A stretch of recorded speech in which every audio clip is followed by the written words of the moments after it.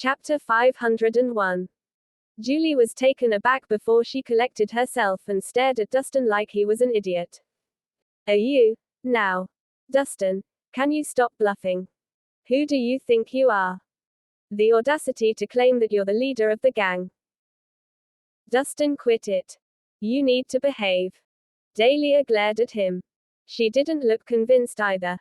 After all, Dustin had only arrived in Millsburg a few days ago. It was impossible to claim the leadership position within that time frame. Why would I lie to you about this? If you don't trust me, just go with me to the Flame Dragon gang. I'll get your money back for you, Dustin swore. HMPH. Do you take us as fools? We'll die if we ask the gang for our money back. Julie told him off. Whatever. How about I go to the Flame Dragon gang headquarters alone without the two of you? He couldn't be bothered to argue with the ladies, and he thought they were overreacting to a small issue. Wait. I'll go with you. Dahlia sprang up when she noticed that Dustin was leaving. Dahlia, are you crazy? Are you seriously going to follow this dude and meet with the Flame Dragon gang? Julie was frightened and wondered if Dahlia ever listened to her warnings. No matter what, we need to give it a try. Dahlia had a serious look on her face. In the best case scenario, we get him to pay the debts. If we can't, well, we'll come up with a plan B. But. No buts. If you're scared, you don't have to go together. Dahlia held up a hand to stop Julie from talking them out of it. Yes, I'm scared, but I can't let you face danger alone.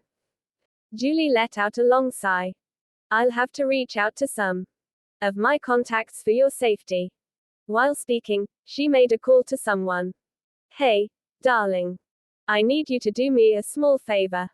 3 minutes later, Julie hung up with a calmer demeanor. Julie, I called up Terrence. He promised to help you out.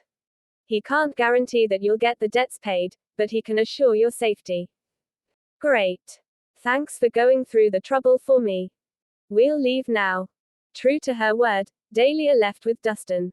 Soon after. At noon, Nelson and Hank were enjoying a casual tea break at the office of Flame Dragon Properties.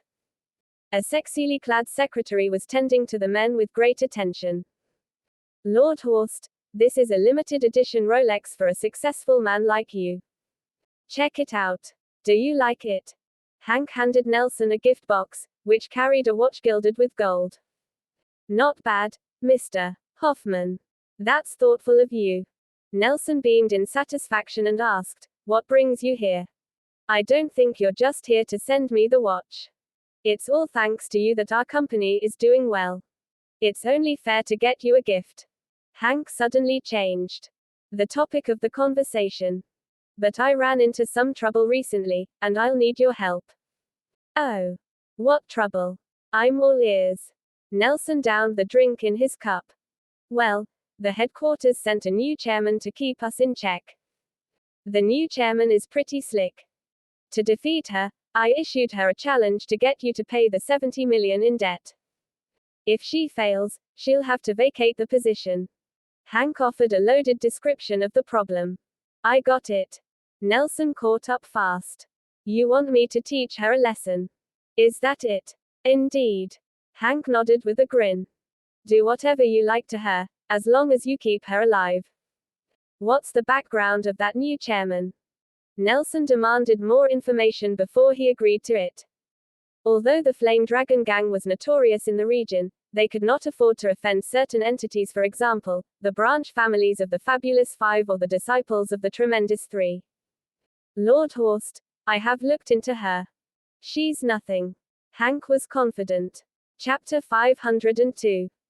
Dahlia might have the backing of Regulus Nicholson, but the patriarch in Glenstead was too far away from Valerno to pose any threat. Oh. It shouldn't be a problem if she's nothing special. Nelson chuckled. She'd better not show up. If she ever does, I'll make it tough on her. It was simply ridiculous for a person who wasn't rich or powerful to demand money from him. Lord Horst, I'll have to trouble you for this. When it's done, I'll send you a gift. Hank bowed to Nelson. Ha ha. Not a problem. We're brothers. Take it easy. A wide smile appeared on Nelson's face. Based on his past experiences, the mention of a gift would imply at least $1 million in monetary reward. Lord Horst, one of Nelson's men, knocked on the door during the conversation. Nelson raised his brows unhappily. What? Can't you see that I'm in a business meeting with my client? A few visitors demanded to see you. They would like you to pay your debts, the man reported the situation. Oh. They sure act fast. Speak of the devil. Nelson rubbed his chin. Hank cracked a smile. Lord Horst, I shall be the audience for your show. Open your eyes wide and see how I teach her a lesson. With a slap on the table, Nelson rose and marched out of the room. At the same time, Hank went to the window and watched the situation unfold from the gap between the curtains. Meanwhile, Dahlia was standing at the entrance to the Flame Dragon properties with Dustin to her left and Julie to her right. Dahlia, should we call it off? Look at the men in there. They are scowling and glaring at us. It's so terrifying. Julie cowered behind them and swallowed hard in fear. The Flame Dragon gang was known for its ruthlessness, and she was gravely concerned that the gang might sexually assault her after she entered their nest. We're already at the entrance. We can't give up at the last minute, right? Dahlia, however, was calm and composed. Dahlia, the gang is violent. What if Julie stammered because, at that moment, she saw Nelson emerging with a bunch of men in tow, ready to fight. She was shaking at the sight of his contracted brows and his death-like stare. Who's the daredevil who asks me to pay up? Nelson marched forward fearlessly. It's me. Dahlia took a step forward and announced in a shrill voice, Lord Horst, it's only fair to pay your debts. It's time for you to pay the 70 million you owe to my company. Ha ha. You're quite bold. Cackling, Nelson gestured at the men. Someone get me my saber. Yes, sir. The men replied and immediately hauled out a brass ring saber for him. Crap. We're done for. Looking pale, Julie seemed ready to faint. Similarly, Dahlia was nervous about Nelson's Chaucer size. Actions. HMPH. They overestimated themselves. A gleeful smile spread on Hank's face as he stared down from the windows above. Nelson Horst, are you seriously going to slash people when you're in the wrong for not paying your debts? Dustin suddenly emerged from behind Dahlia. When Nelson saw Dustin, he appeared to be struck by lightning and dropped the brass ring saber onto the ground. Realizing the gravity of their situation, he turned around and slapped one of his men on the face as he yelled, "Why the fuck did you even bring that saber to me? Quick! Get me a check." Chapter 503. What? The man was in a state of confusion after being slapped. He held his cheek, looking lost. The other men exchanged looks of shock. No one had expected that outburst from Nelson, who 1 second ago was screaming about slashing the visitors. And the next second, Nelson appeared frightened, as though he saw ghosts. What was going on? What are you doing there? Hurry up and get me the check. Nelson gave the frozen man a nervous kick. Okay. The man hurriedly stumbled his way back to the office. He had no clue about the situation, but one thing was for sure: Lord Horst was fearful. During the wait, Nelson went up to Dustin and squeezed an apologetic smile. Sir Rhys, when did you arrive? You should have informed me earlier, so I could send someone to pick you up. Sir Rhys. Dahlia and Julie were stunned by Nelson's obsequious behavior. They looked at each other in disbelief. Why would the cruel Lord Horst of the Flame Dragon gang act in such a humble manner after meeting Dustin? Nelson Horst, it's only fair that you pay off the debts of the Flame Dragon gang. Understood. Dustin scolded Nelson. The latter nodded fervently as he wiped the sweat off his forehead. Right. Sir Rhys, you're right. I was acting without thinking just now. I promise I won't do that again. That'd better be the case. By the way, you were a hooligan just now. You should apologize to the debtor. Dustin warned him. Chairman Nicholson, I'm very sorry. I was rude to you just now, and I can only hope that you show me grace and forgive me this time. Nelson plastered a smile on his face as he continuously bowed and apologized. However, his behavior came unexpectedly for Dahlia. She had mentally prepared herself to fight a gangster, but never had she expected the fierce-looking Lord Horse to turn into a tame animal this soon. She wasn't the only one who received a great shock. To be honest, Julie was at a loss for words as well. She questioned if Nelson Horst was still the same man as the notorious and formidable Lord Horst she knew. Lord Horst, I'm only here to collect the debts. Please forgive me if I offended you in any way. Dahlia politely responded to him. Don't say that. It's all my fault for owing you the payments in the first place. Nelson was rather surprised and moved by her manners. Anyone could tell that Dustin and Dahlia shared an unusual relationship. Nelson revered and feared his new leader at the same time. Lord Horst, the money's here. The man returned in a hurry, carrying a check in his hand. Nelson wiped the sweat off his forehead and carefully handed Dahlia the check. He said with much respect, Chairman Nicholson, this is the amount I owed you. Please take a look. 80 million. When she checked the figures, she was slightly surprised at the extra money. Lord Horst, did you accidentally pay me more? No, I didn't. I've owed you the money for a while now. Just see it as interest payments. Nelson smiled at her. Dahlia was speechless. This was just perplexing and troubling. She was grateful and lucky enough to have recovered the 70 million in debt, but now, she received 10 million more. Dahlia, since it's for the interest payment, you should accept it, Dustin chimed in. That's right. Chairman Nicholson, please accept the check, so I can sleep well tonight. Nelson had a pleading look on his face. Well, okay then. Thank you, Lord Horst, for your generosity and help. No longer insisting, Dahlia pocketed the check. She could tell that Dustin was the sole reason behind Nelson's humble attitude, and she couldn't help but wonder if Dustin was telling the truth earlier today. Nelson Horst, keep in mind what you said today. After warning Nelson once again, Dustin left with Dahlia and Julie. Chapter 504. Have a good day, Sir Rhys. Nelson bowed deeply to the trio as they left. Have a good day, Sir Rhys. The members of the Flame Dragon gang mimicked Nelson and chanted loudly. Hank had run down to the first floor from his viewing point when he figured that something was off. He confronted Nelson. Lord Horst, what's wrong? Why did you pay her back? Nelson had promised to teach Dahlia a lesson, but upon the meeting, Nelson obediently paid the debts without a word of protest. Since when were the Flame Dragon gang such losers? Oh. Why? You fucking ask. Nelson turned around and glowered as he hissed, did you know who's the guy beside that lady just now? Wasn't he just a bodyguard? What's so special about that? Hank frowned, confused by Nelson's reaction. Just a bodyguard. After the initial shock, Nelson smacked Hank hard on the back of his head and rebuked, you blind fuckwit. That's our new gang leader. What? Your new gang leader? Hank was stunned. Son of a bitch. I almost died because of you. Don't you ever show up in front of me. Now, get lost. Incandescent with rage, Nelson flung the Rolex watch in Hank's face. Hank was simmering with anger but dared not talk back. So, he left with his tail between his legs.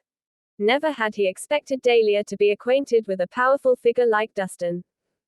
Dustin, are you really the new leader of the Flame Dragon gang? Unable to suppress her curiosity, Dahlia blurted out the question. She was still in disbelief, but she figured out that something was not quite right judging from Nelson's behavior. You saw it with your own eyes just now. How could that be fake? Dustin shrugged his shoulders. I mean, how did you become the leader? She gave him a funny look. I was acknowledged for my outstanding moral integrity. Did you seriously think I fought my way to the position? He asked her with a straight face. Is that true? She shot him a doubtful glance. He gave her a half smile. What do you think? Whatever. I don't care how you ended up as the leader, but I only have one thing to ask of you: do not stir trouble. She stared at him with a serious face. Don't worry. I won't hurt others as long as they don't hurt me. From now on, the Flame Dragon Gang will not commit any sort of crime, he vowed. That's good to hear that. She let out a relieved sigh. Before this, she was genuinely worried that Dustin had been led astray and committed crimes like murder or robbery.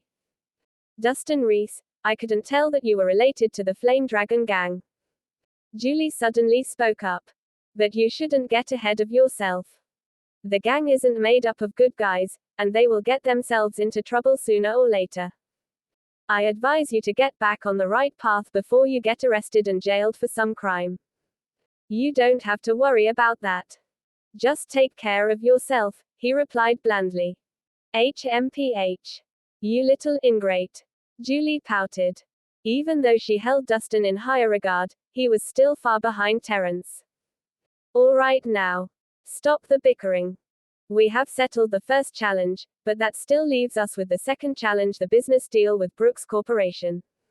Dahlia steered the conversation.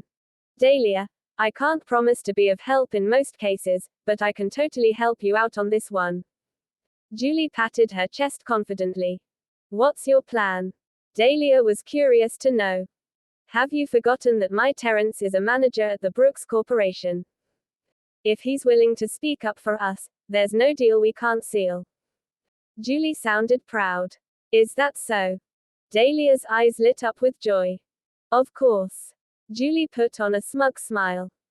Given Terrence's connections, he'll only need to put in a good word, and it's a done deal. Hearing that, Dustin smiled wryly and gave them a shake of the head. Oh. You shouldn't get ahead of yourself, Julie. Terrence can't even save his own ass in that company. How is he going to help Dahlia? Chapter 505. What? What do you mean he can't save his own ass? What nonsense is that? Julie glared at him crossly. She was annoyed with the way Dustin had poured cold water on her suggestion. If I'm not wrong, Terrence Stone will be fired by the Brooks Corporation today, Dustin proclaimed breezily. Bullshit. Julie was irked by his prediction. Our Terrence is good at his job. Why would he get fired? Whether you believe it or not, it's all up to you. Anyway, Terrence Stone can't help us on the second challenge. Dustin shrugged. If he can't help, are you saying that you can do it? What a joke. Julie stared at him icily, thinking that he was only a reckless man who shouldn't be bragging around. Sorry to tell you, but I can do what Terrence Stone can't. Dustin grinned at her. Oh. You're getting cocky now, aren't you? Julie was burning with rage. Dustin Rhys, I wanted to respect you, but if you're such an arrogant twat, I'll prove you wrong. Then, she immediately made a call to Terrence and told him the situation, albeit embellished with dramatic elements. What? Is he saying that I'd get fired? That's hilarious. I'm in a position of authority in the company. No one can touch me here. Terrence scoffed with arrogance. Terrence, this brat is looking down on you. Why don't you show him the power of your professional connections today? Julie fanned the fire. No problem. It's just a business contract, right? I'll make a call to Mr. Sussman, the manager of the sales department, and I'll get him to settle it for you. Just come to the office and sign the contract. Terrence was bursting with confidence. Terrence, thank you for your help. Delighted, Julie hung up and tossed her hair. Weren't you acting all smug just now? Do you want to go with me to the Brooks Corporation office? I don't see why not. Dustin was nonchalant. Great. I will show you the difference between you and Terrence today. Julie sneered at him. Brooks Corporation, with hundreds of billions worth of assets, was the most prominent company in Millsburg. Even the notorious Flame Dragon Gang was nothing compared to Brooks Corporation. Terrence was not only the manager at the company, he had strong backing from some higher-ups there. Openly challenging Terrence was a futile and humiliating attempt. 30 minutes later, the elevator doors at the entrance of the Brooks Corporation sales department slid open with a chime, and the trio emerged from the elevator. Dahlia, this is the place. Terence has given him a heads up. I'm sure everything will go fine. Feeling confident, Julie went to the front desk and rapped her knuckles on the tabletop in a conceited manner. Hey, get Mr. Sussman for us. Just tell him that his guests have arrived. Chapter 505. Excuse me. Do you have an appointment? The front desk staff inquired politely. Only regular visitors need appointments. We don't. Julie argued. I'm sorry. Our manager has informed us not to let any visitors in unless they have made an appointment. The secretary shook her head. You need to be more sensible. Do you know who I am? Or who my darling is? How dare you speak to me like that? Julie glared at the secretary. At that moment, a slightly overweight middle-aged man walked out of the office. Dressed in a suit, he appeared distant and authoritative. What's with the commotion? Mr. Sussman, you have a few visitors who insisted on meeting you despite not having an appointment, the secretary hurriedly explained. Haven't I told you before? I'm not seeing anyone without an appointment. Get them out of here. The man waved his hand impatiently. He would have no time left if he were to entertain every single visitor who didn't have an appointment. Sir, madam, please leave, or I'll have to call security. The secretary urged him to leave. Chapter 506. Wait. Julie ran up to the middle-aged man just as he was about to leave. Mr. Sussman, you might not know me, but you must know Terence Stone. Terence Stone. The man lifted an eyebrow. What do you three have to do with him? Terence is my boyfriend. Julie beamed proudly. Mr. Sussman, I believe that he has already given you a heads up. Now, can we go to your office? No, you can't. The man put on a frosty look. I'll repeat, you have to make an appointment to meet with me. What? Julie was slightly taken aback by his attitude. Mr. Sussman, did you not hear me? I'm Terence's girlfriend, and I'm here to talk business. So what? The man snickered. Even if it were Terence who came to see me, he'd have to make an appointment too. You. Julie choked in anger and refused to believe that Mr. Sussman would shut her out.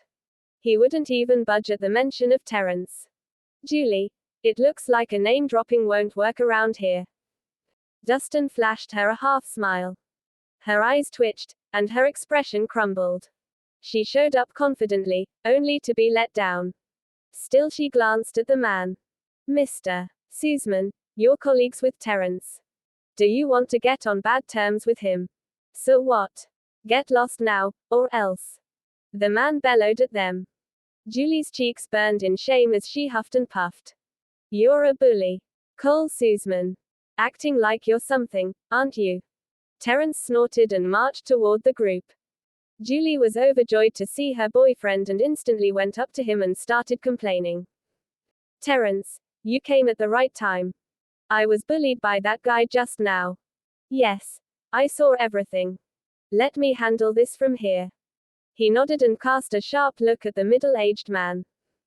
Cole Sussman, you're getting bolder these days. I haven't seen you in a few days, and now, you don't even show me respect. And who are you? Why do you deserve my respect? Cole Sussman wore an indifferent expression. Ha! You're acting like you don't have a clue. Terence sneered at him. Sussman, apologize to my girlfriend now, or I'll make you regret it. Don't blame me for not giving you a chance. HMPH. Did you hear him? Apologize to me now. Julie grinned gleefully. Although both men were managers, Terence had stronger support from upper management. Getting on top of Cole Sussman was a piece of cake for him. Terence Stone, are you dumb or what? Do you think you deserve an apology from me? Who do you think you are, the human resources manager? Cole merely smirked at the ridiculous demand. What? Frowning, Terence questioned, what was that? Ah, it looks like you're still in the dark. The company issued a notice this morning to fire you and put you under investigation immediately. You are no longer a manager now. Cole informed him. What did you say? Fired and put under investigation. How could that be? Terrence's expression stiffened. Don't trust me. Just check your phone. They should have sent the notice of termination to you by now. Cole snickered. Terrence quickly checked his phone, and he seemed to be struck by lightning. Sweating profusely, he realized that he had indeed been fired. Chapter 507. How could that be? I am possible. Terrence's eyes were bulging with disbelief. Although he did not put much effort into the job, at least he didn't make any mistakes. On top of that, he was carefree during his time with the company because he had the backing of the higher-ups. Given his social connections, it wouldn't make sense for him to get fired. He couldn't wrap his head around the situation. Terrence, you're fired. Julie was bug-eyed when she noticed the change in Terrence's expression. He had promised her the business contract, but how did he end up losing his job instead? It looks like there's trouble. Dahlia furrowed her brows and appeared pensive. She had pinned her hopes on Terrence, but he wouldn't be of any help anymore. Cole Seaman, be honest, were you playing dirty behind my back? Terrence fixed his gaze on Cole. Why would I do so when there's nothing between us? Plus, even if I wanted, I wouldn't have the power to do that. You should look at yourself for the reason, Cole said impassionately. He had long been frustrated by employees who were coasting at work, and he was more than pleased to see Terrence fired. Bullshit. No one else could have done that except for you. You must have ratted on me. Terrence glowered at him. He had embezzled money when he was on the job, and Cole must have found the evidence. Well, if you insist on thinking so, I can't do anything about it. Cole could not be bothered to explain himself. After all, he couldn't care less since Terrence was no longer an employee. You're wicked, Cole Seaman. Terrence's features contorted into a threatening scowl. If you think you've won, you're wrong. I'll let you know I have backing within the company. Even if I'm fired today, I will get rehired tomorrow. Oh, really? And who's that person backing you? Cole questioned him. You might want to sit down for this. My uncle is the CEO of the company. Terrence announced proudly. That explains why a guy like you would work your way into a managerial role. It's all thanks to your connection. Cole's expression fell. He heard about Terrence's jaw-dropping social connections, but he never thought that Terrence was a relative of the CEO. He worried that he might be in trouble. Are you afraid now? Terrence sneered. Seaman, if you were the one who ratted me out, you made the dumbest mistake in your life. Apologize to me now, or you'll be the one who's kicked out tomorrow. Given his uncle's authority in the company, getting rid of a manager was an easy task. Terrence Stone, don't be smug. Do you think you can do as you wish just because you have connections? Cole frowned disapprovingly. That's right. I can do anything I wish with the backing of my uncle. Why? Are you unhappy about it? What are you going to do? Terrence threw his head back and laughed, knowing that he'd be fine in any crisis as long as his uncle was in the company. Terrence, I didn't know your uncle was the CEO. That's amazing. Joel gave him a look of adoration. A department manager was nothing compared to the CEO. HMPH, I'm doing well in the company, it's all thanks to my connections. Terrence held his head high. See that? Dahlia. That's how amazing Terrence's connections are. He can easily take care of a business contract for us. Looking conceited, Julie turned her attention to Dustin. Dustin, do you have anything else to say? Are you convinced now? Dustin just smiled back at her. At first, Terrence was the only one who got into trouble. After this commotion, Terrence unknowingly dragged his uncle down. He bet Terrence's uncle would cry at the thought of having Terrence as his nephew. Seaman, what are you standing there for? I said to apologize to me now. I can take everything from you by making just one call. Terrence grew aggressive. You'd better not go too far. Cole shot him a stern look. So what if I do? I can afford to do that anyway. Terrence snickered. Cole stammered at his audacity. Why you? Terence wasn't wrong, he was able to do what he liked with the CEO's backing. You ran into a wall, didn't you? It's all your fault for being cocky, and it's too late to regret your actions now. Julie smirked gleefully. Chapter 508. For Terence, it was an exciting moment for him to show off his authority in front of everyone. However, things changed when Cole received a text on his phone. Cole was momentarily caught off guard by the content and checked it a few times before breaking into a grin. Why are you smiling? Terence had a haughty look on his face. Terence Stone, say goodbye to your good life. I just received a company-wide notice stating that your uncle has been terminated as well. You're both on a sinking ship together. You're finished. Cole declared boldly. Bullshit. Terence shot him a glare. My uncle is the CEO. Who would have the guts to fire him? Mr. Brooks did that, of course.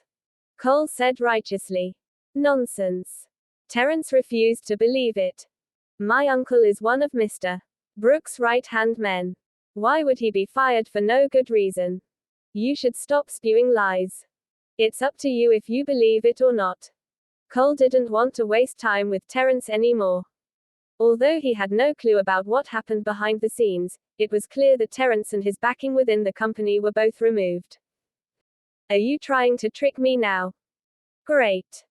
I'll call my uncle now and get him to teach you a lesson. While speaking, Terence pulled out his phone, ready to tell on Cole, but he was stopped short when he heard a scream coming from the entrance. Terence Stone. A man dressed in a suit with a bald spot on his head charged in. Uncle. Terence's eyes lit up in delight, and he cackled. Sussman, you're dead meat. My uncle's here. No one can save you now. Then, he readily jogged toward the man.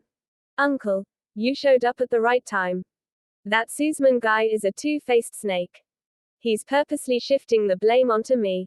You've got to stand up for me this time. Stand up for you. How about you fuck off? The man's nostrils flared, and he slapped Terence across the cheeks, sending the latter tumbling onto the ground. One might think he had a vendetta against Terence based on his furious expression. Why did you hit me?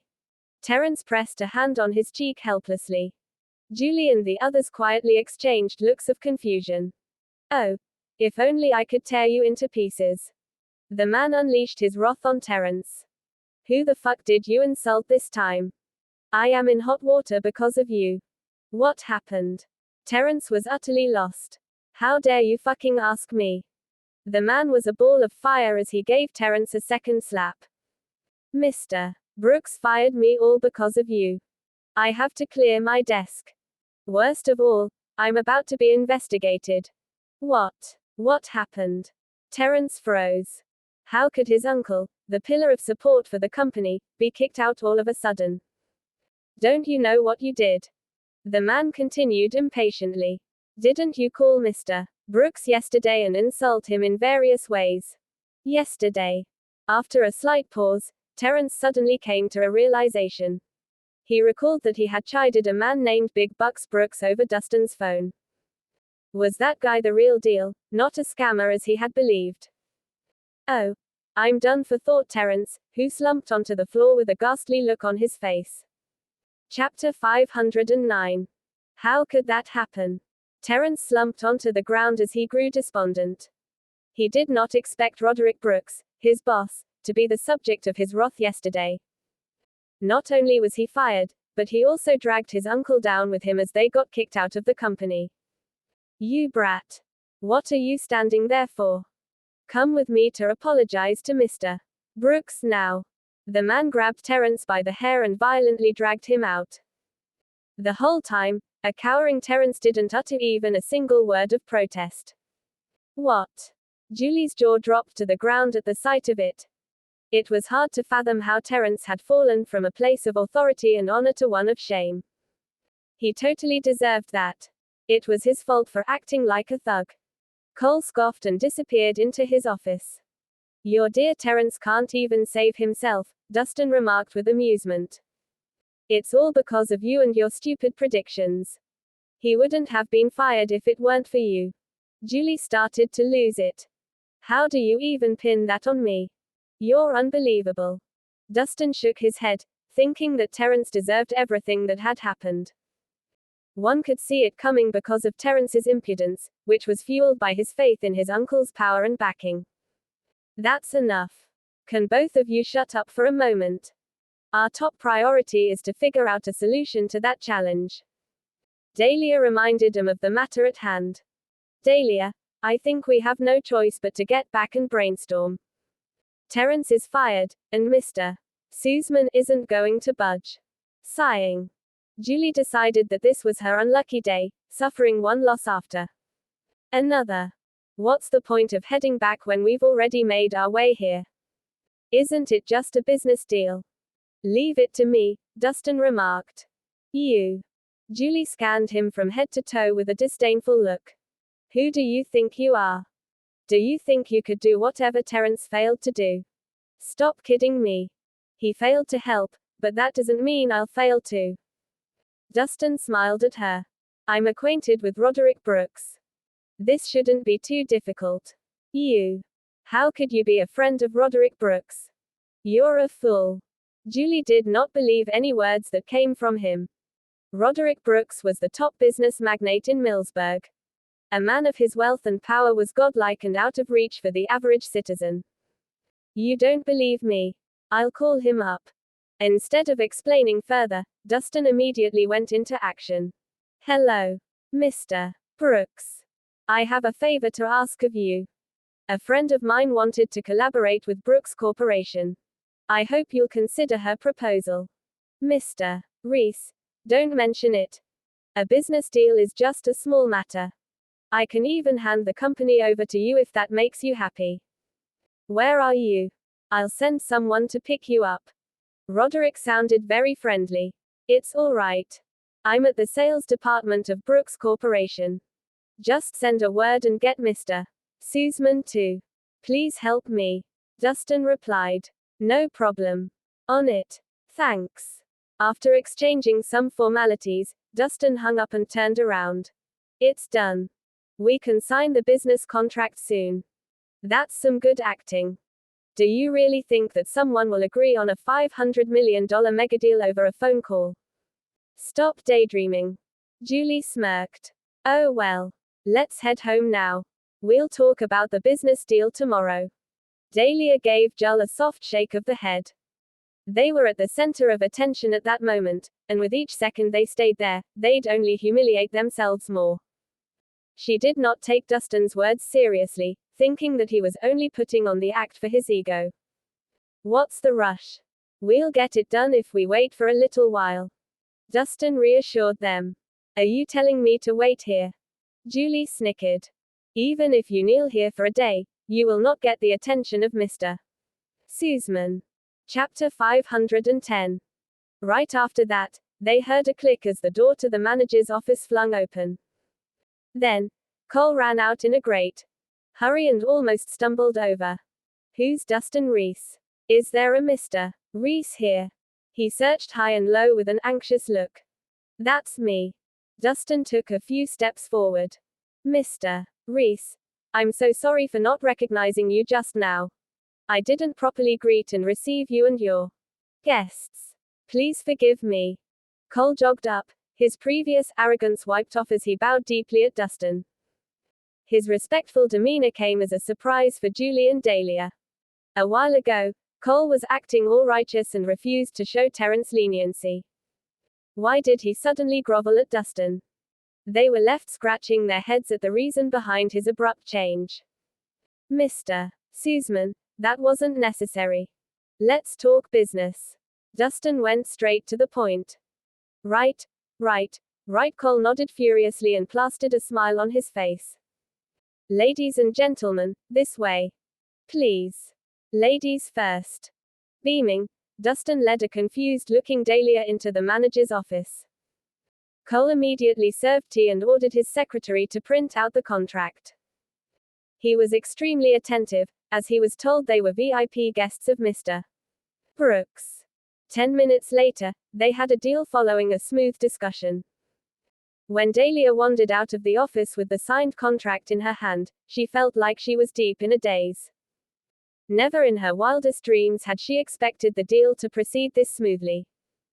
Without unnecessary exchanges, the staff from Brooks Corporation merely asked for her signature on that $500 million deal. In fact, it was so ridiculous that she would question the veracity of the process if she had not witnessed it. Dustin, how did you pull that off? Dahlia glanced at the hero of the day with a bewildered expression. I told you I am acquainted with Roderick Brooks, and he'd probably do me a favor. Dustin was cool about it. And how did you get to know him? Joel blurted out. It was unbelievable that Dustin would be acquainted with Roderick Brooks. I treated his illness, which I mentioned to you yesterday, but you didn't believe me. He shrugged. You treated him. That's some dumb luck. Julie shot him a funny look. That's why you shouldn't look down on people. Dustin casually reminded her. What's so great about that? Julie rolled her eyes in disdain. You treated Big Bucks Brooks' illness thanks to some dumb luck. Sure. He repaid your help by doing you a favor, but it won't be easy to ask him for help the second time. Roderick Brooks had returned the favor to Dustin, and common sense dictated that it wouldn't be appropriate to keep asking for favors after that. Dustin might have played the hero on that day, but that might not happen again the next time. No matter what, we have to thank Dustin for his help today.